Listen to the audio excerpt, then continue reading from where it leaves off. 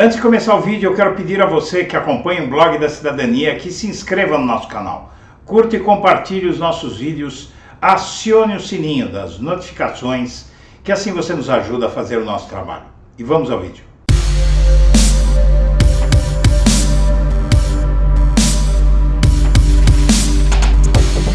Bom dia, senhoras e senhores. Hoje é 8 de outubro de 2022, são 8 horas da manhã.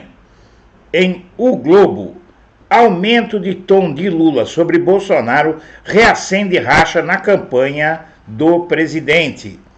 O aumento do tom da campanha de Lula sobre Bolsonaro reacendeu racha na campanha dele entre o marketing e a ala ideológica.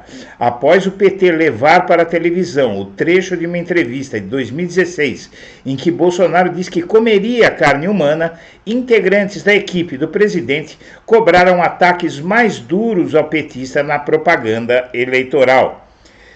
No retorno à TV, nesta sexta-feira, o Bolsonaro destacou apoios que angariou, como o do governador de Minas Gerais, Romeu Zema, além de seus aliados que foram eleitos para a Câmara dos Deputados e Senado. O presidente se colocou como candidato capaz de promover um governo de paz e harmonia. Acredite se quiser, tem que rir. Sob a justificativa de que tem mais alinhamento com a maioria dos escolhidos para o Congresso Nacional. A ala ideológica da campanha fez críticas à peça e pediu que os próximos programas mirem ataques a Lula. A proposta é que seja retomada a toada da reta final do primeiro turno, com questionamento sobre a inocência de Lula na Lava Jato e a associação de Lula a acusações de corrupção.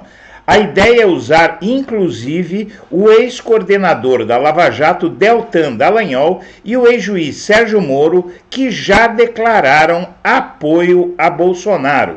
Então, no fim de tudo, o Moro volta para onde sempre esteve, ao lado da extrema-direita, ao lado da corrupção, ao lado da desumanidade, ao lado da ignorância. Este é Sérgio Moro. Este é Deltan Dallagnol, isso é a Lava Jato, uma operação picareta que atrasou o Brasil, fechou empregos, cometeu injustiças e nos legou Jair Bolsonaro, o pior presidente da história da República.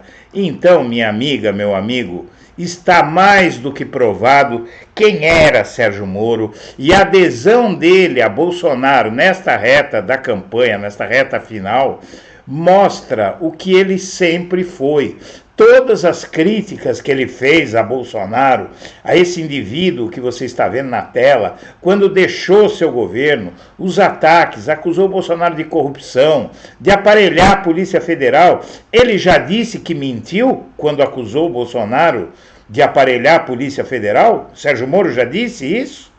Então, minha amiga, meu amigo, tudo fica esclarecido para a posteridade, para a história, e espera-se que a campanha de Lula leve isso à televisão para mostrar quem é Sérgio Moro. E o carcereiro de Lula na Polícia Federal defende voto nele contra Bolsonaro.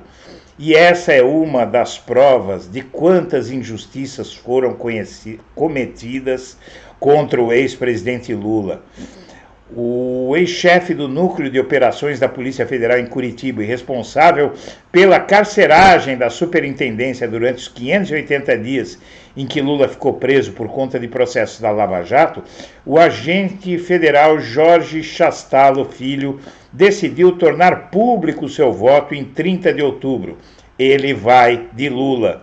Diante da tragédia que estamos vivendo, eu declaro voto com todo o vigor do meu peito, disse o agente que hoje atua como adido da Polícia Federal em Lima, no Peru. E a oposição aceita a CPI das pesquisas, desde que seja aberta a CPI do MEC. Acordo firmado antes das eleições é obstáculo para aliados do governo no Senado. Esses aliados querem instalar a CPI das pesquisas eleitorais.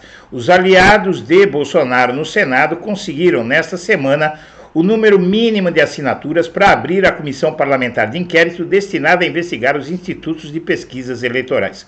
porém o colegiado enfrenta obstáculos para ser instalado na casa comandada por Rodrigo Pacheco, do PSD de Minas Gerais. E encabeçada pelo senador Marcos Duval, a comissão tem, segundo o requerimento, o objetivo de aferir as causas das expressivas discrepâncias entre os resultados apontados pelas pesquisas no dizer deles. Antes de começar o período eleitoral, os líderes do Senado firmaram um acordo para que 2 CPIs fossem instaladas no mesmo momento, logo após as eleições. São elas a CPI do MEC, que buscaria investigar as supostas irregularidades do Ministério da Educação durante a gestão Milton Ribeiro, e a CPI das obras inacabadas, que pode ser substituída agora pela CPI das pesquisas. E a eleição acirrada no primeiro turno esquenta a disputa de votos no Nordeste. Os especialistas, porém, acham praticamente impossível que isso aconteça.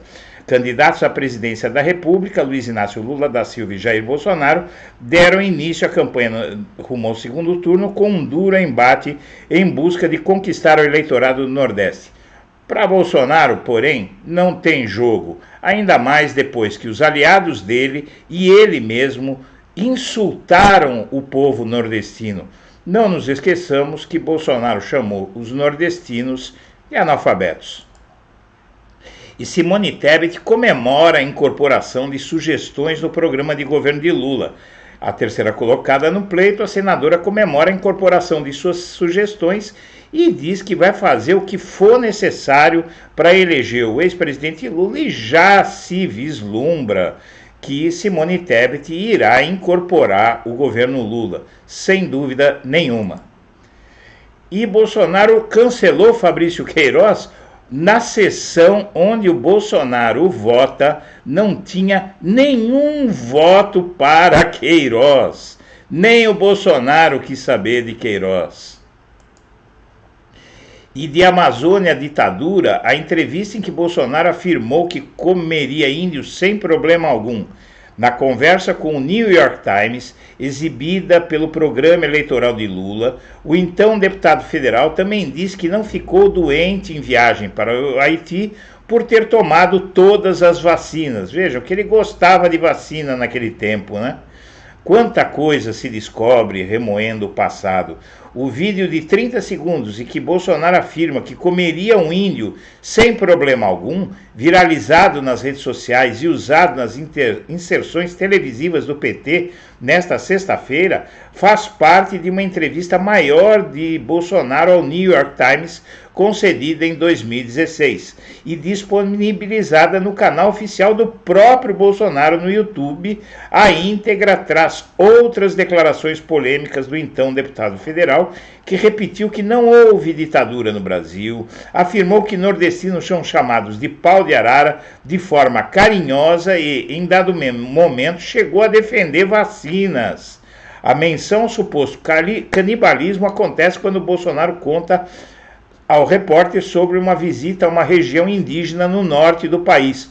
Morreu um índio, eles estão cozinhando, eles cozinham o índio, é a cultura deles, cozinha por 2, 3 dias e come com banana.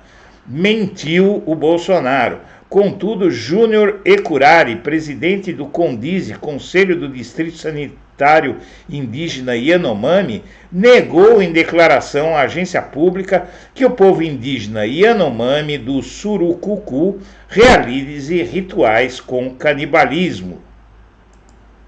E Bolsonaro cogita ampliar o número de ministros no Supremo caso seja reeleito. Bolsonaro indicou 2 ministros que agem como seus auxiliares pessoais no Supremo.